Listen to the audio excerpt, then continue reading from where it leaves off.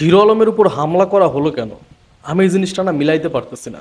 বিএনপির কিছু কর্মীকে, অতি উৎসাহিত কর্মীকে আমি জাস্ট একটা কথা বলতে চাই এবং হুমকি দিতে চাই।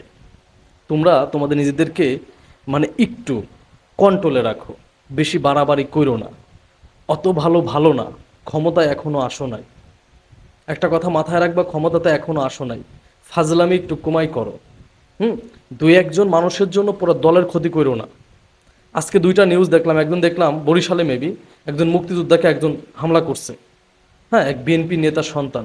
আবার হিরো আলমকে বগুড়াতে হামলা করছে। হিরো আলমের ব্যাপারটা আমি বলি, হিরো আলমকে কিন্তু প্রকৃত হিরো বিএনপি বানাইছে। এটা আপনারা স্বীকার করেন আর না করেন সেটা আপনাদের একান্ত ব্যক্তিগত ব্যাপার। হিরো আলম যখন বগুড়াতে প্রথম নির্বাচন করে, দেখেন বাংলাদেশে এমন একটা পরিস্থিতি হয়ে গেছিল, একজন আওয়ামী লীগের বিপরীতে যদি মনে করেন যে সুষ্ঠু নির্বাচনের একটা বিড়াল কুত্তা দাঁড়াইলেও কিন্তু সে হয়ে যাবে।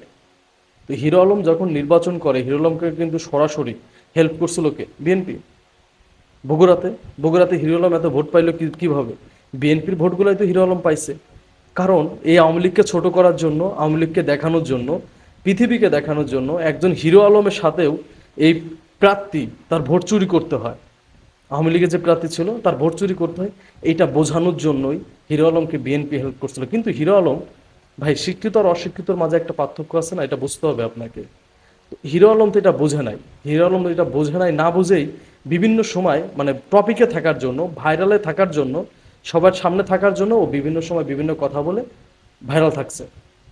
এর মাঝে দেশনেত্রী বেগম খালেদা জিয়াকে নিয়ে একটা কথা বলে ফেলছিল। হিরো আলম হচ্ছে 7 পাস, বেগম খালেদা জিয়া হচ্ছে 8 পাস। সে বলছিল আমার থেকে 1 ক্লাস বেশি শিক্ষিত বেগম খালেদা জিয়া। তার মানে ও নিজেকে এমন পর্যায়ে নিয়ে গেছিল যে কার সাথে কি তুলনা করতে হবে এটাও ভুলে গিয়েছিল। রুহুল কবির রিজভী স্যারকেও, স্যারের বিরুদ্ধে মামলা করছিল 80 লক্ষ টাকার, আমি যদি ভুল না বলি।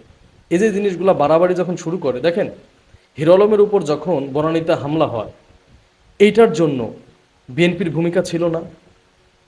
হুম। এই যে আমেরিকার থেকে যে যারা পর্যবেক্ষণ করতে আসলো হিরো আলমকে কেন মারা হলো, এটা করছিল কে? হিরো আলমের বাপের ক্ষমতা আছে এটা করার? হিরো আলমরা এইসব হেল্প করছিল কে? বিএনপি। হিরো আলমের নেতা বানাইছে এগুলোকে বিএনপি। এখন যদি তুমি নেতা হয়ে যদি সেই যার মাধ্যমে হইলা তাকেই চর মারো, তাহলে তো হবে না। তবে আমি যেটা মনে করি যে হিরো আলম আর বিএনপি এটা তো এক না। তুমি আজকে হিরো আলমটা কেন হামলা করলা? আমার তো মাথায় কাজ করতেছে না। সাধারণ জনগণকে কি বোঝাইতে চাও? সাধারণ জনগণ এখন এটা ভুলে গেলে চলবে না, এটা স্বৈরাচারী দেশ না, এটা সাধারণ জনগণের দেশ। আমার যতটুকু অধিকার আছে হিরো আলমের ততটুকু অধিকার আছে, একজন রিক্সা চালকের ততটুকু অধিকার আছে। তোমাকে ভোট না দিলে তুমি আর প্রধানমন্ত্রী হইতে পারো না, দেশ পরিচালনা করতে পারবে না। সো জনগণের সাথে এইসব ফাজলামি খেলা বন্ধ করো। তুমি যে হিরো আলমের গায়ে হাত তোলা, হিরো আলমকে বাংলাদেশে ভাইরাল একটা পার্সন, হিরো আলমকে মারছো, বিভিন্ন টিভি চ্যানেল নিউজ করা শুরু করছে। একটা কথা সবসময় মাথায় রাখবা, তোমাদের ফল্ট ধরার জন্যই এখনো স্বৈরাচারীর কিন্তু একটা গ্রুপ মাঠে আছে। তোমাদের এই প্রবলেমগুলো, ফল্টগুলো ধরার জন্য। এই জন্য বিতর্কিত হও এরকম কোনো কাজ অ্যাটলিস্ট বিএনপির যে নেতাকর্মীগুলো আছে তারা কইরো না। এগুলা ফাজলেমি, জাতি তোমাদের অ্যাকসেপ্ট করবে না। বুঝতে পারছো? অ্যাকসেপ্ট করবে না। দুই একজন মানুষের জন্য, আমি জানি তারেক রহমান সাহেব সিসি ক্যামেরার মতো বসিয়ে রাখছে লোক, যেখানে অনিয়ম হবে সেখানে বহিষ্কার করতেছে, এবং বহিষ্কার হওয়ার পরে বিএনপি নেতাকর্মীরা আবার যে বহিষ্কার হচ্ছে তার বিরুদ্ধে মামলা করতেছে। এটা কিন্তু ভালো একটা লক্ষণ। তো এটা মাথায় রাখবা যে বেশি বাড়াবাড়ি করবা না। বেশি বাড়াবাড়ি করবা, তারেক রহমান সাহেব কিন্তু সব নজর রাখতেছে।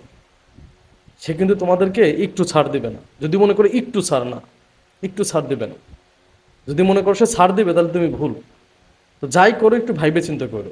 মনে করতেছে ক্ষমতায় চলে আসবে, ক্ষমতায় আসলে মানুষের আস্থা অর্জন করতে হবে, এটা মাথায় রাখতে হবে। ক্ষমতা আসলে বিএনপি ক্ষমতা আসবে, কিন্তু তোমাকে তো সে আস্থাটা অর্জন করতে হবে। যদি মনে করো যে একবারই 5 বছরের জন্যই, তাহলে মারামারি করো, ফাটাফাটি করো। ওকে। আর যদি মনে করো না বাংলাদেশের মানুষকে খেদমত করবো, বাংলাদেশের মানুষের পাশে থাকবা, তাহলে সাধারণ জনগণের কাতারে আসো, এরকম ফাজলামি বন্ধ করো।